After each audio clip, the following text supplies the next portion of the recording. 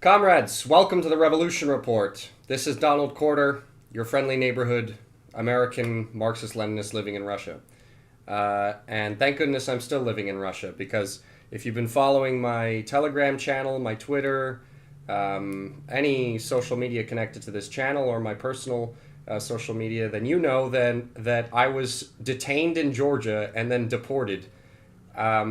It was absolutely crazy. And first of all, I want to say thank you so much to all of the people that sent me messages, were worried about me, offered help when all that stuff was going down.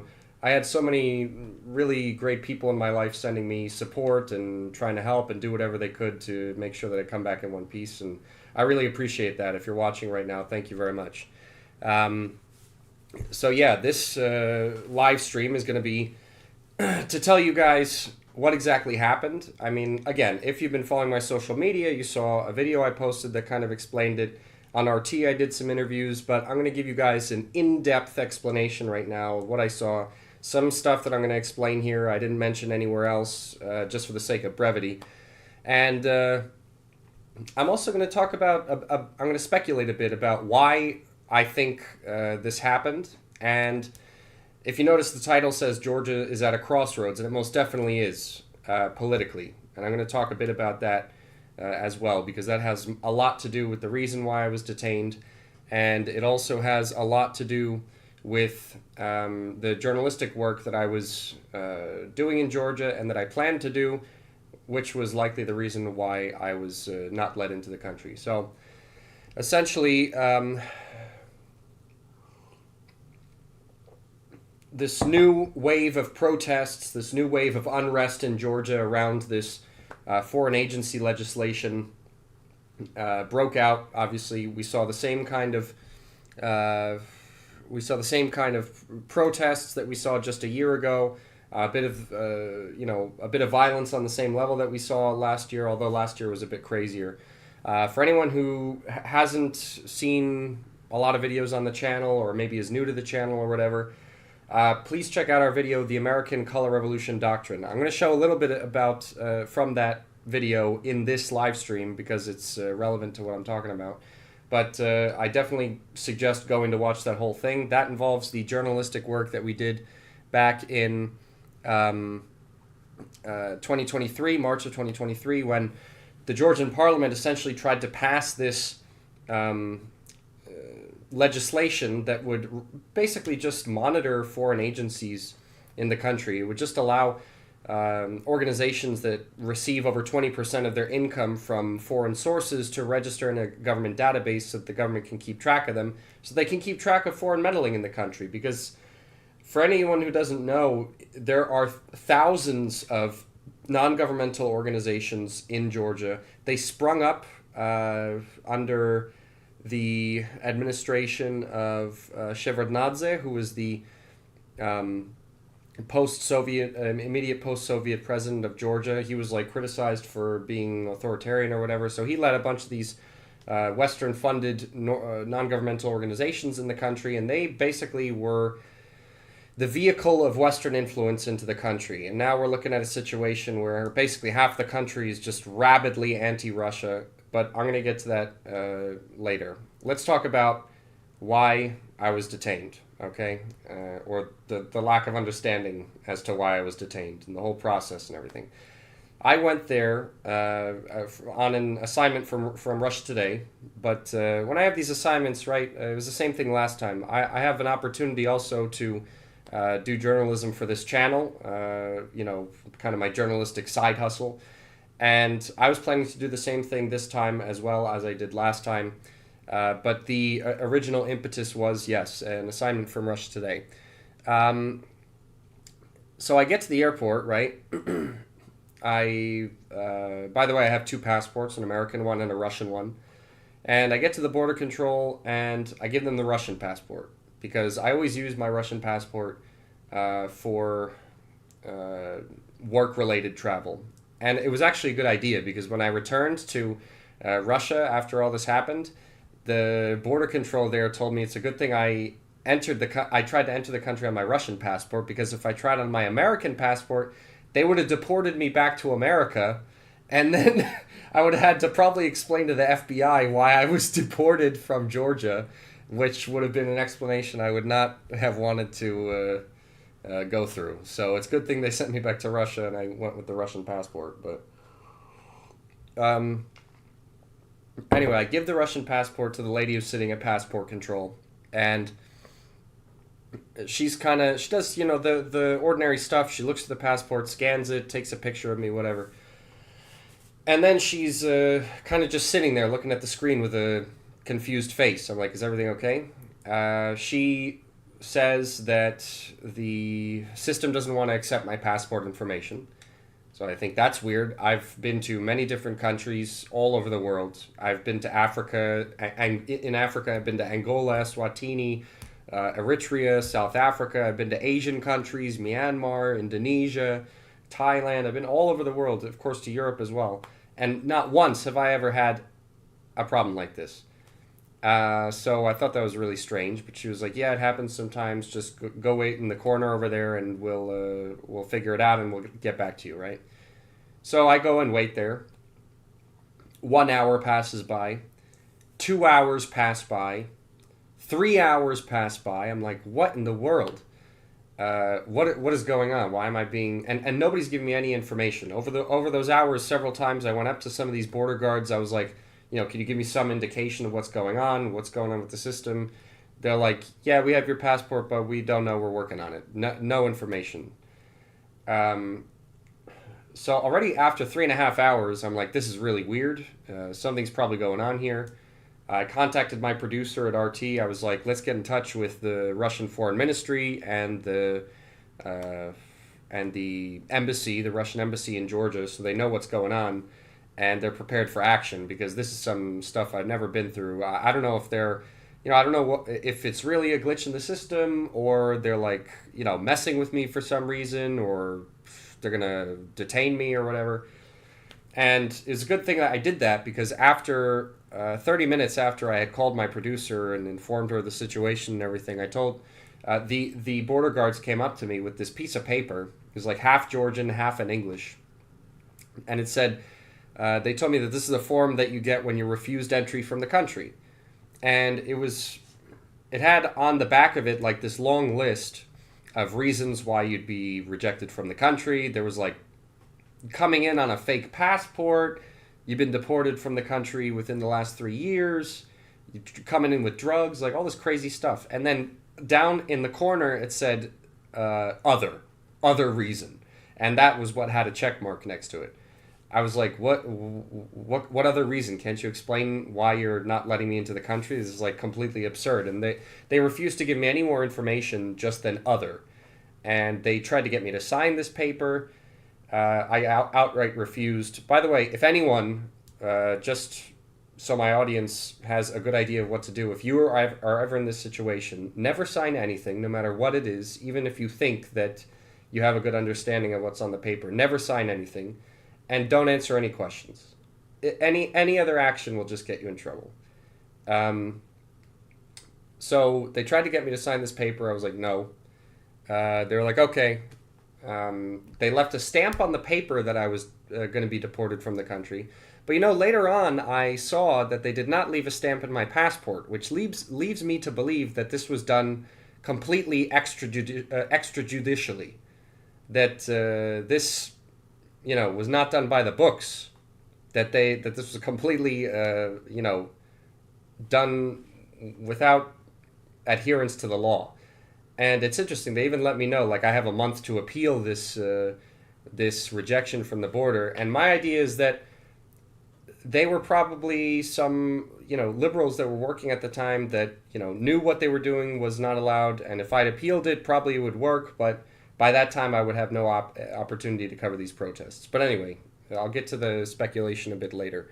So after that, after I refused to sign, they were like, okay, well, and it was about 5 p.m. in the evening at this point. They told me, okay, well, we're going to send you back to Russia on the next flight. It's at around 11 p.m. And then they take me to this room and they take away my phone, don't give me any opportunity to call anyone, to give any sort of indication to anyone what's going on, where I am. Everyone could have thought I was dead. Um, and they left me in this room with this different cop, and they said, "You can't leave." I was like, "Am I being detained?" And they were like, their answer was super elusive. They're like, "Well, what's the problem? You're gonna get sent back at 11. You don't gotta worry. What's the problem?" And I was like, "Am I being detained?" I asked them like 5 times. They're like, "No, you don't gotta worry. You're just gonna be sent back." Because I mean, I totally was being detained. They took my phone and didn't let me leave. But I guess they didn't want to officially say I was being detained again, because this whole thing was super fishy, and I think done completely extrajudicially. Um, so they brought me into this room, and this other cop is there, and it was, dude. This room had signs of struggle. Like there were some doors in the room that had like punch marks on it, like someone had punched the door. I'm telling you, like some weird shit had gone on in this room. It was probably an interrogation room, but when I was brought in there, it wasn't like an official interrogation with a cop behind the desk and whatever. Um, there was this cop sitting on this couch, and he was kind of trying to interrogate me in a way that was sort of framed as making casual conversation, kind of in a way to trick me, essentially. And that's usually how these interrogations go, really. You know, they try to make you feel like they're just making small talk, or they're trying to be your friend. Never buy into that stuff with any cops anywhere in the world. Don't ever do that. You should just, if you're in a situation where, and this is exactly what I told the guy, if you're in a situation where you're powerless and you have no agency, don't talk to anyone who is with the police. Never. Hey Tristan, I see you in the chat. So I was in this room. This guy's trying to ask me. I answered some general questions. I really shouldn't have answered anything, but I answered a couple questions that were just common knowledge that I know they had in their system. Like, they asked me what I did for a living. I said I'm a journalist. They asked me where. I said the Revolution Report. The Russia Today. And then he started asking me questions about like what my purpose in Georgia was, if I was going to meet with some people. And all those questions, I was just like, no, I'm not answering questions like that. And obviously he's trying to pressure me. He's like, "Oh, what are you nervous? Do you have some sort of malintent? What's the problem? Why can't you answer these questions?" I'm like, "Because I don't answer questions to like I just said. I told him literally this. I don't answer questions to police officers when I'm in a situation that I have no agency over. I told him I have no idea if you're even going to send me back at 11 p.m. I just have to take your word for it.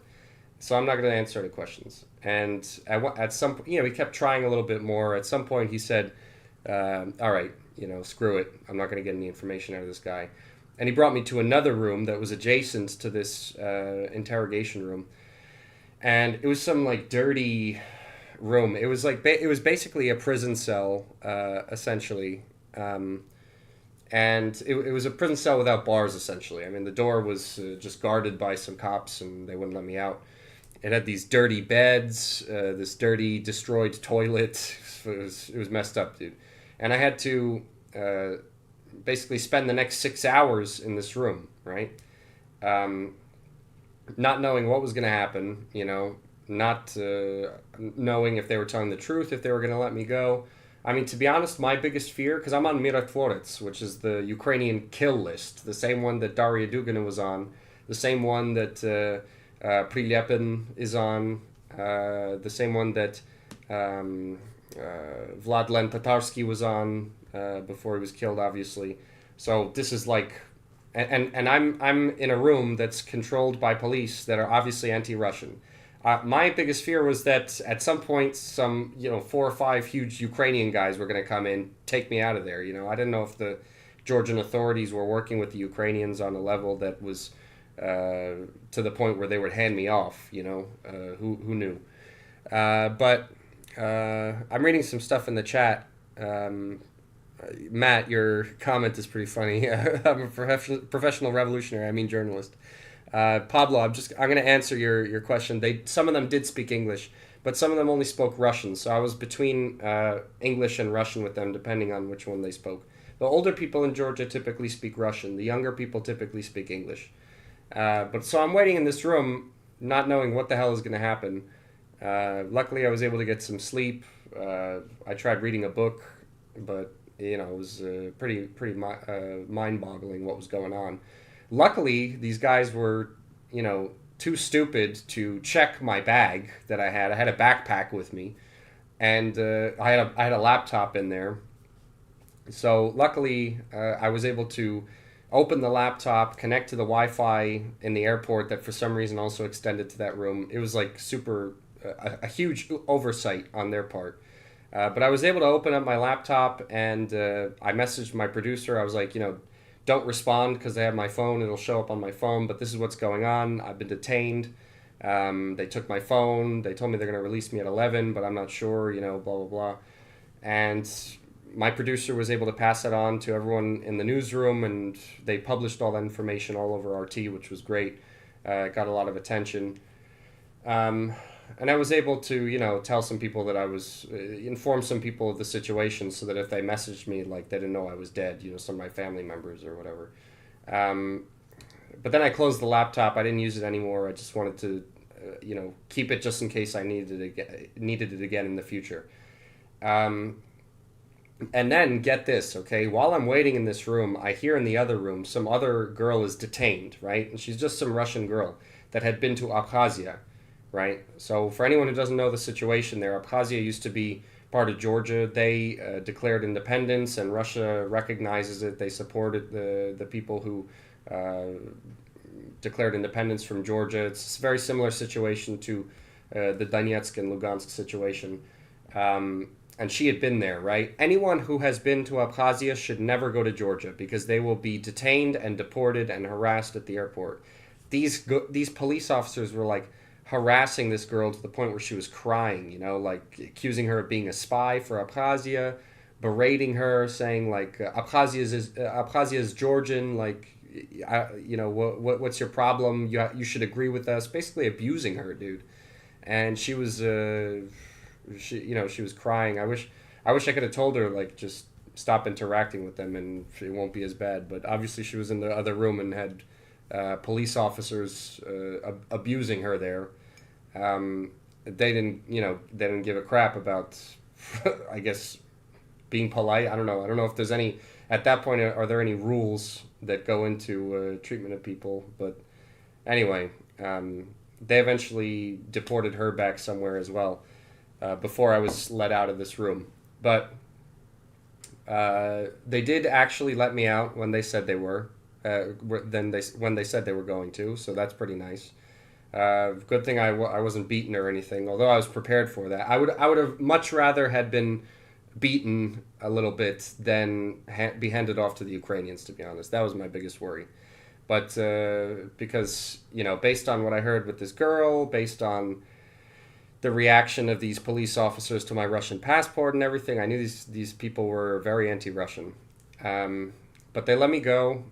At 11, they brought me to the plane, handed me my passport and my phone, and then dealt me the final blow, the final, like, fuck you that they could, which was they gave me a seat right in the corner of the plane by the toilet, next to an enormous person. So this is why, like, if you saw my picture that I posted on Instagram, you notice like the camera is super close to my face because I had no room because the person sitting next to me was like 300 pounds. Okay, it's like I really feel like they did that on purpose. But anyway, so after that, I got to Russia. Happy ending, thank goodness. Fat Leo, a very fat person. When I got back to Russia, obviously border control, I've never been deported. Like I said, I've never been deported before. So I didn't understand what that was going to be like. But apparently, they send all this information to the next destination you're going to. And, you got to explain yourself, like, why are they deporting you? What's the deal here? The passport control people met me there, and they're like, what's up with this? I was like, I explained to them, they deported me without giving me any reason, giving me no official reason. Even the people at border control in Russia were like super confused. They didn't know what was going on. But the only explanation that I can come up with, obviously, is my journalistic work. And at first I was like, when I got to Georgia, I didn't expect for there to be a problem because this journalistic work I did was not anti-government, right? These anti-government protesters, and both last time and this time, are pro-West. They're liberals, and the parliament, and they were protesting the parliament, which is not even pro-Russian. It's just, it's really pro-neutrality. They don't want to. They don't want to be part of the Western sphere of influence. They also don't want to be part of Russia, but they also want to get a control over the internal political situation that's being completely ravaged by thousands of NGOs that are actively supported by, the National Endowment for Democracy, just all these, USAID, all these organizations that are directly connected to the U.S. State Department. And obviously, the Georgian government doesn't want to deal with that. They want to get a hold on it, and they're not even. This law that they're putting forward is not even that radical. It would just require them to register in a database. It's not like the American foreign agencies law where you have to have like a checkup with the FBI every year. Like it's really soft core in comparison to that.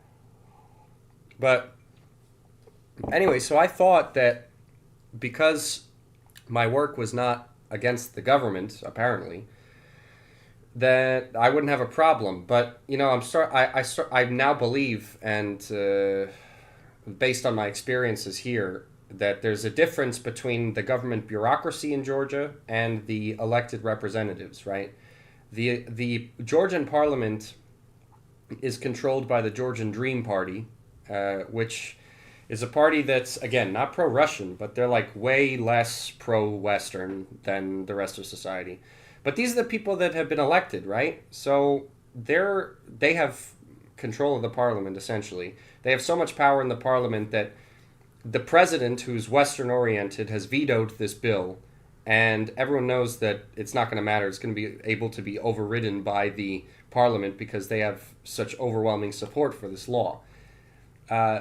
But the unelected part of the Georgian government, I really think, is at least where there are a lot of younger people staffing these places.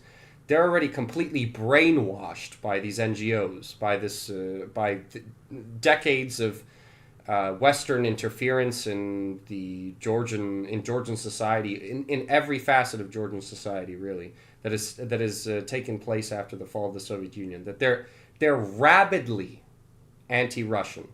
They're rabidly anti-communist. They're rabidly anti-Soviet Union. These Georgian liberals that have been brainwashed by Western NGOs. They're absolutely out of their minds, and they didn't even live under the Soviet Union. That's the thing. Again, we have this situation where the most anti-Russian people, the most anti-communist, anti-Soviet people are people that never lived under communism. Obviously, there's a huge part of the Georgian population, okay, that is not hostile to Russia. If that were not the case, then Parliament would not be controlled by a party that's not seeking war with Russia, obviously, since they're elected. And when I was in Georgia last time, I actually had the opportunity to speak with some people that were older, who lived in the Soviet Union, taxi drivers, bus drivers that we had, and every single older person I spoke to who lived in the Soviet Union didn't understand why the young people of the country had been taken over by like this rabid anti-Russian ideology. They still remember the Soviet times where Georgians and Russians lived in peace and they were friends with each other and they truly were fraternal peoples. But that time period is over, and what the main goal of these NGOs and the young Georgian liberals that are completely brainwashed by them is to like completely shut these people up, completely allow them no opinion. The people who lived in the Soviet Union and remember what that time was like, they want to erase that. They're completely historical revisionists. They want to they want people to learn Georgian history from a hyper-nationalist perspective, okay? And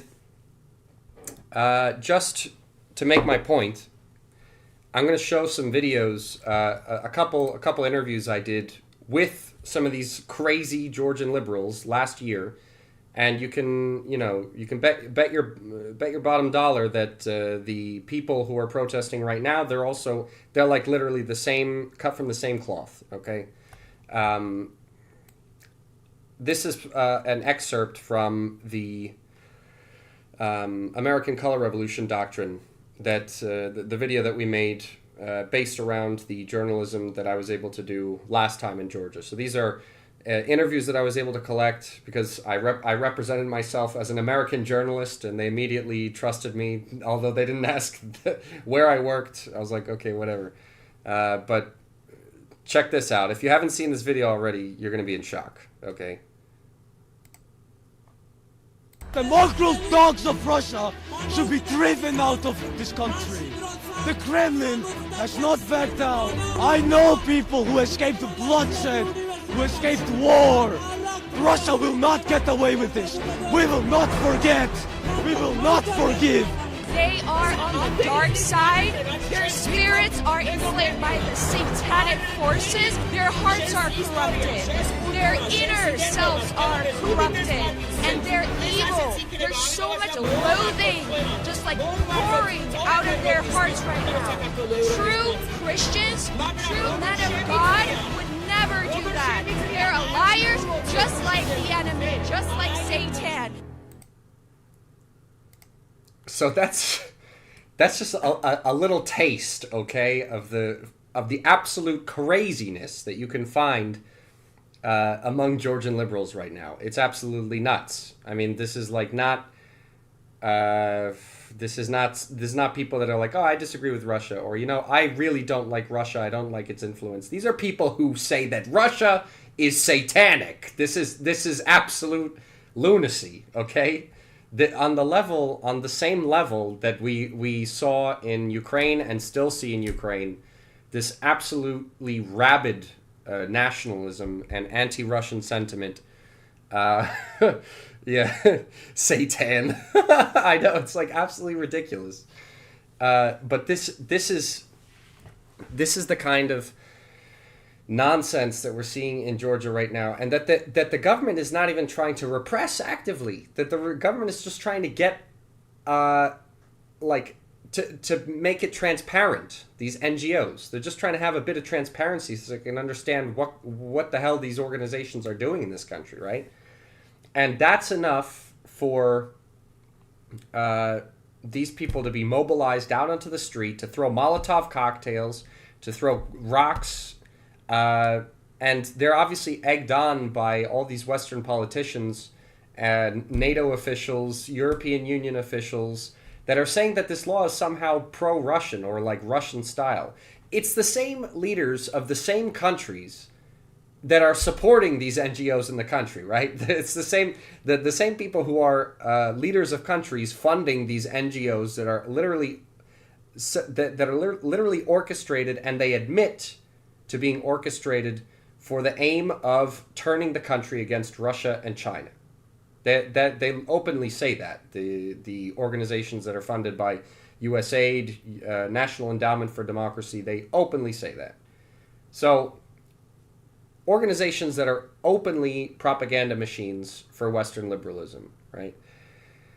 It's exactly why I put in the title of this video that Georgia is at a crossroads. Okay, Georgia is at a crossroads, and it's been at a crossroads for quite a long time, for several years, I would say, maybe even longer. I mean, I would say since the last prime minister, Saakashvili, or president, I don't really remember if he was president or prime minister, Saakashvili, since he was arrested and the non-Western fanatical powers in the country had come to power again, that is when Georgia went to a crossroads, at a standstill. I mean, society is divided between people who want normal relations with Russia and people who are willing to sacrifice the country on the battlefield to go to war with Russia and open up another front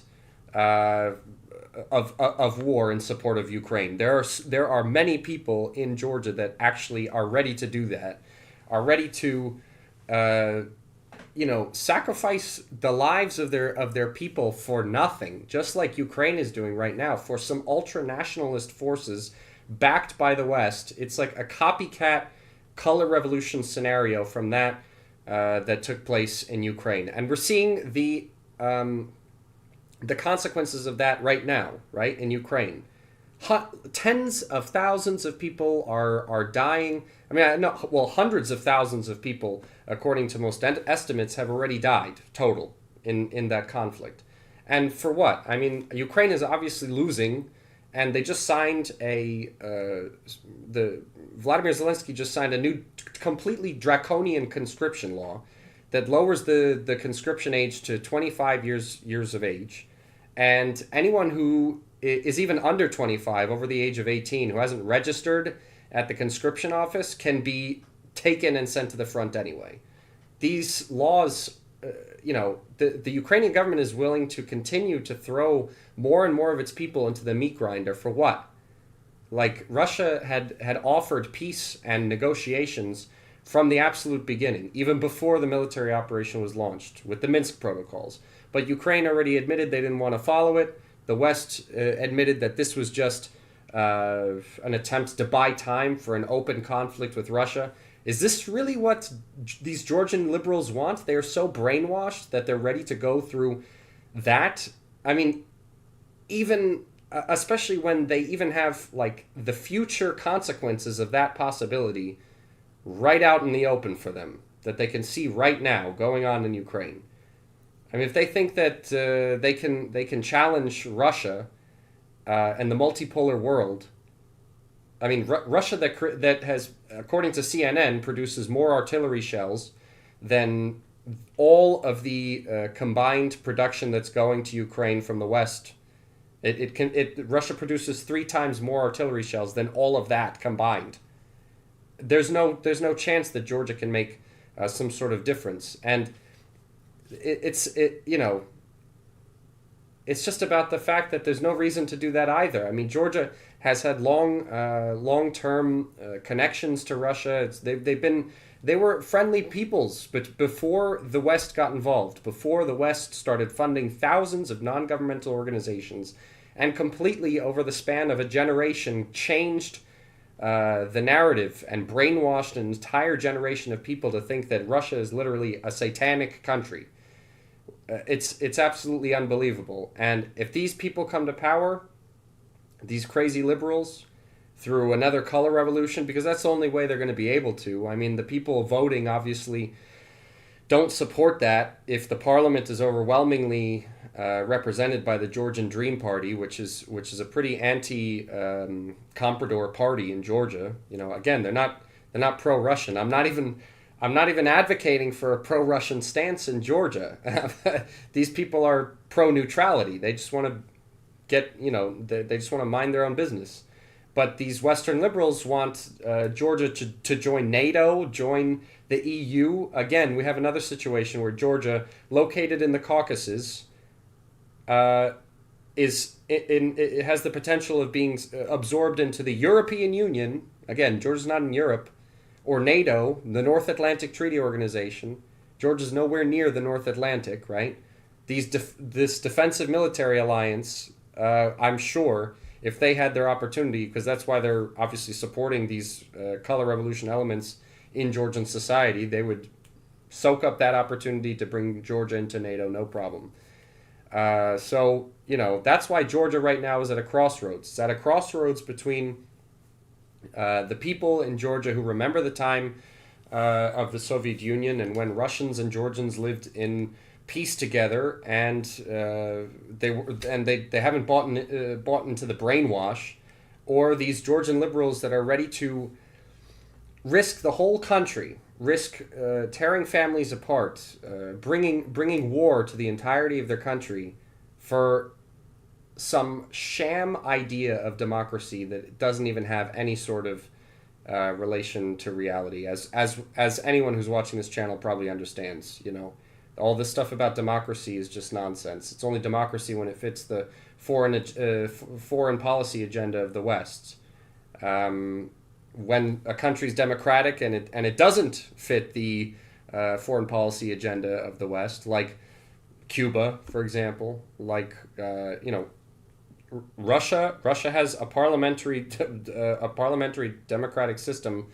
I mean, it's bourgeois democracy, but it's just as democratic as in the West, and whatever you think, it is different because of the fact that Vladimir Putin is so overwhelmingly supported by such a mass of the population and has been for the longest time. But that's only a benefit because Russia actually has a great leader that people trust. And America hasn't had one like that in I don't know how long, probably since Franklin Delano Roosevelt.